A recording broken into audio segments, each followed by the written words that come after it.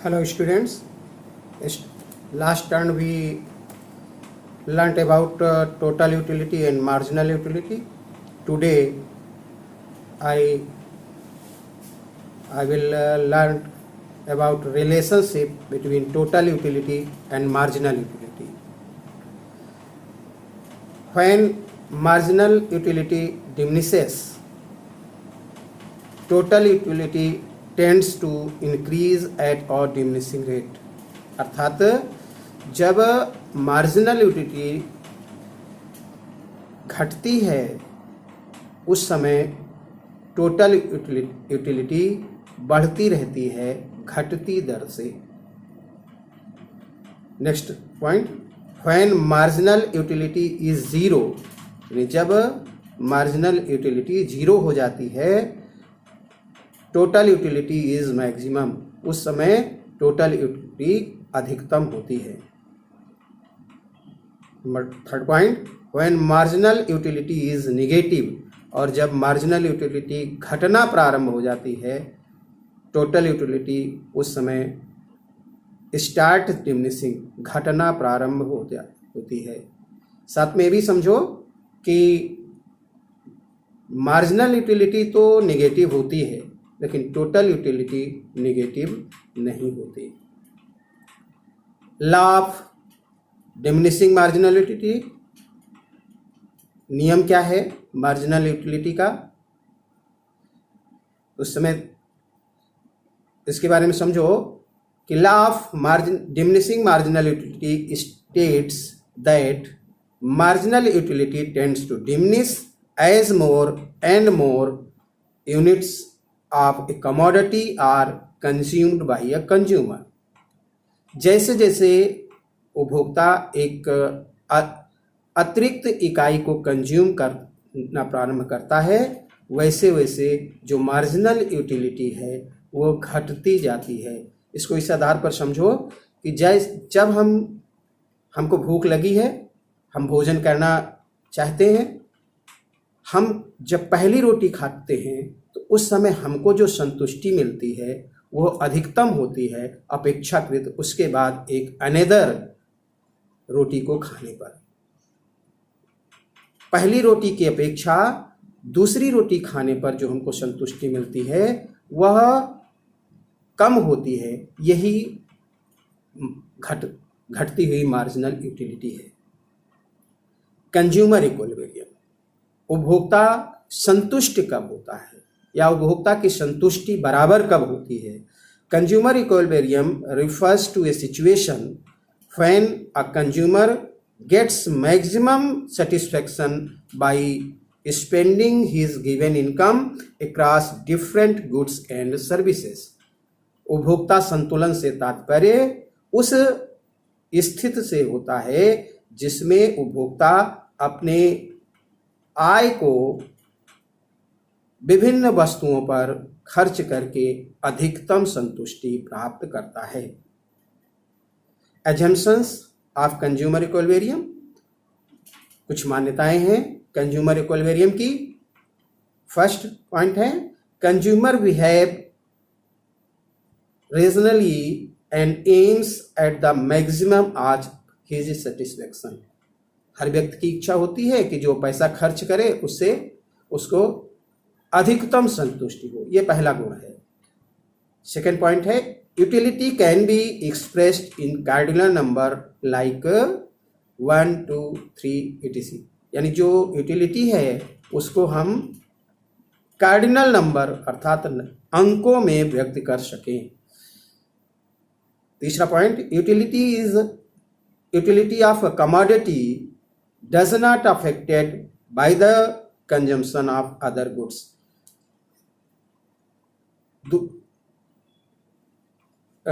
वस्तु की उपयोगिता किसी दूसरी वस्तु को प्रभावित ना करे। और फोर्थ पॉइंट है marginal utility of money remains constant. जो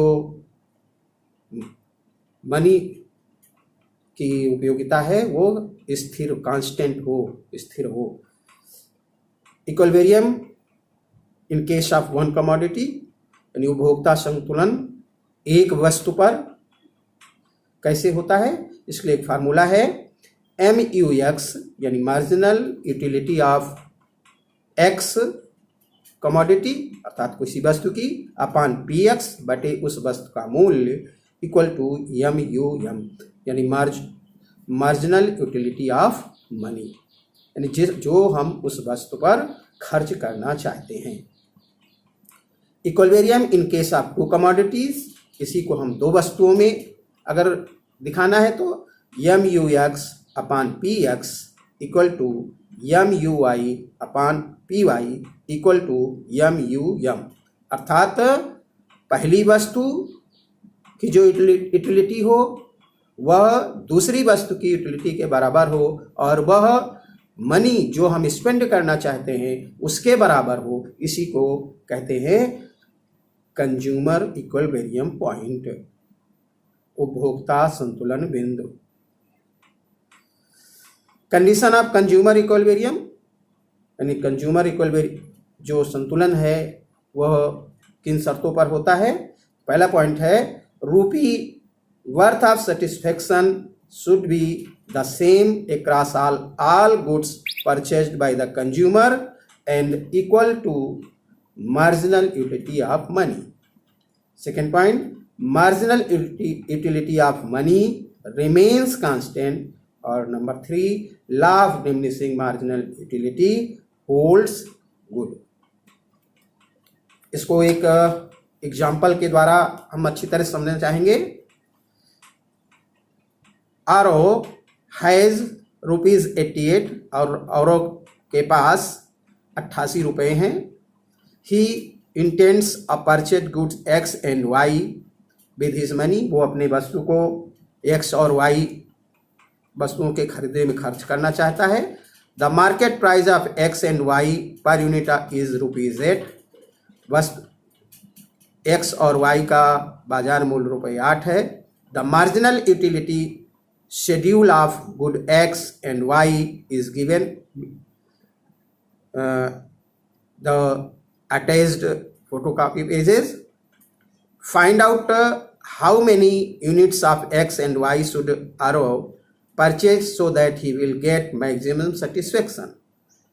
साथ में जो आपको कुछ पेज दिए गए हैं इनमें ये प्रश्न सॉल्व करके भी दिखाया गया है।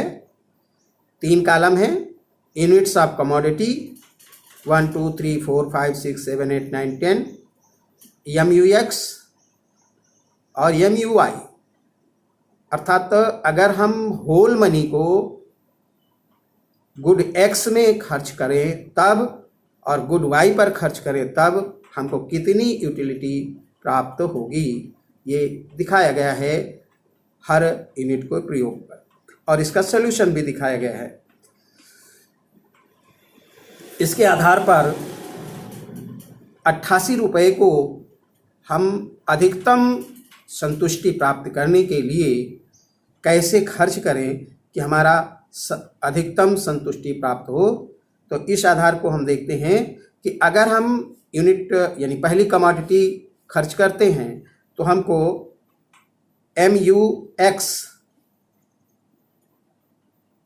में 88 पहली यूनिट पर है, दूसरी यूनिट पर पहली यूनिट पर 88, second unit 72, third unit 64, fourth unit 56, fifth unit 48, six unit 40, seven unit 32, 8 unit 24, 9 unit 16, 10 unit 8।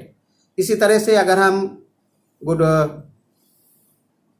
Y पर खर्च करें तो पहली यूनिट को खर्च करने पर 40, सेकेंड यूनिट में सेकेंड कमोडिटी में 36, थर्ड में 24, फोर्थ में 20, 5 में 16, 6 में 12, 7 में 8, 8 में 4, 9 में 0 और 10 में 0।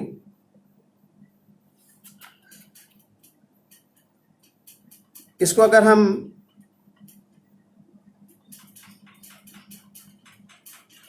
देखें तो यूनिट 1 यानी गुड X पर वो खर्च करेगा क्योंकि उस वहाँ 88 यूटिलिटी मिल रही है।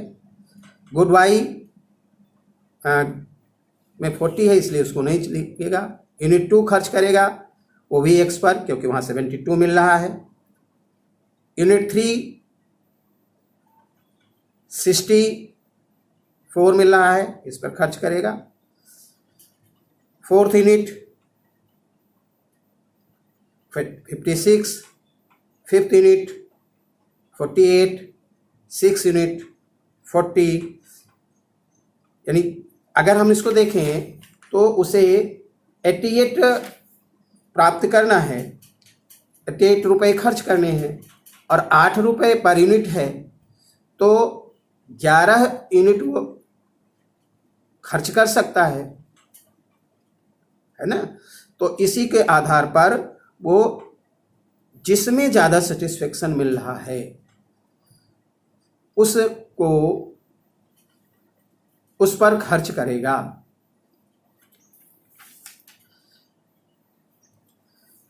इसी को एक ग्राफ के द्वारा पेज पर दिखाया गया है, जिसे आप आसानी से समझेंगे। इन के आधार पर हम आपको 4 प्रश्न दे रहे हैं जिन्हें आपको सॉल्व करना है। Tomorrow I will send answer of these questions. Question first, MUX equal to 20, PX equal to 4, MUY equal to 25 and PY equal to 5। Question है, is the consumer is in A state of equilibrium if MUM equal to 5।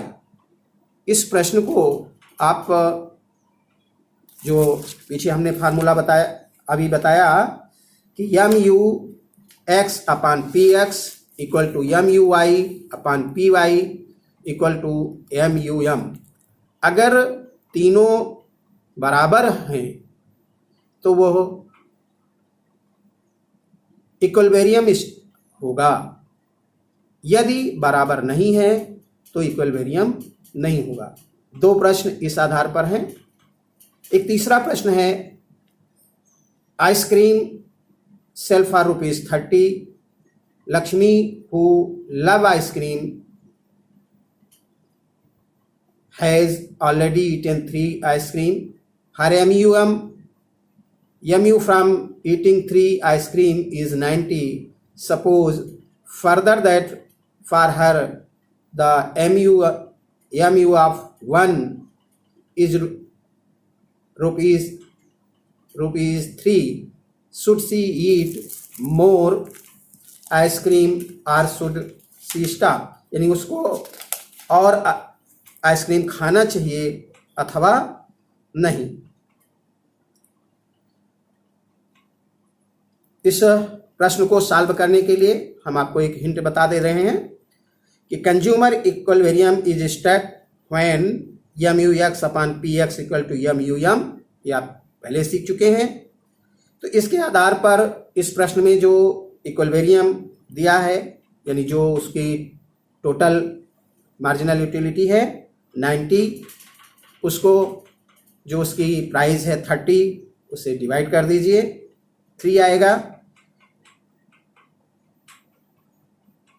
तो इस आधार पर हम जो प्रश्न कह रहा है कि MU ऑफ 1 इज ₹3, तो आधार क्या होगा कि ये दिखाएगा कि so that Lakshmi has already reached the point of equilibrium.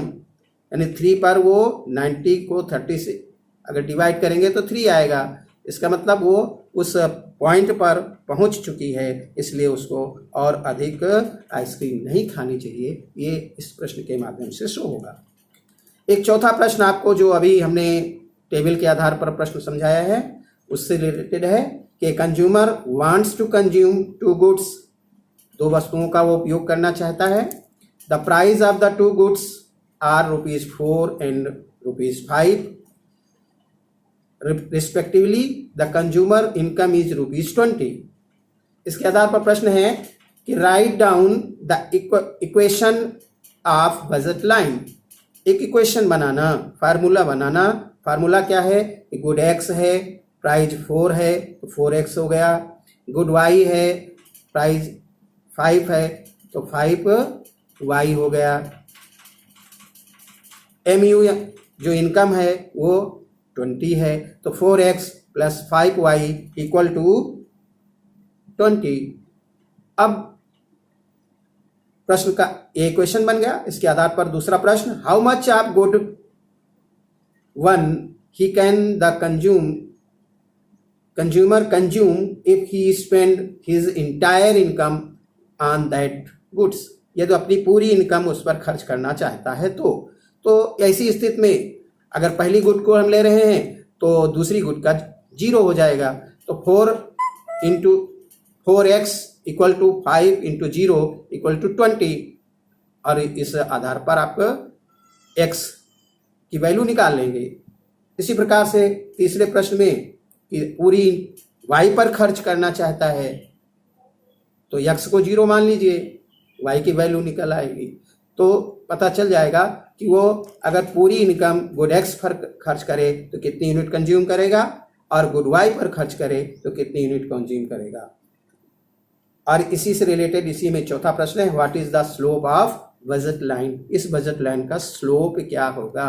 तो आप देख रहे हैं कि एक वस्तु का उपयोग अगर हम बढ़ाते हैं तो दूसरी का घटता है, तो स्लोप डाउनवर्ड हो जाएगा, नीचे की तरफ घटता होगा, जो आपके टेबल के आधार पर ग्राफ में दिखाया गया है। Thank you. प्रश्न को ठीक ढंग से समझेंगे, वीडियो को देखेंगे, प्रश्न समझेंगे और सॉल्व करेंगे। यदि कोई समस्या होगी तो उसे पूछेंगे। कल इन प्रश्नों के आंसर हम आपको सेंड करेंगे। Thank you.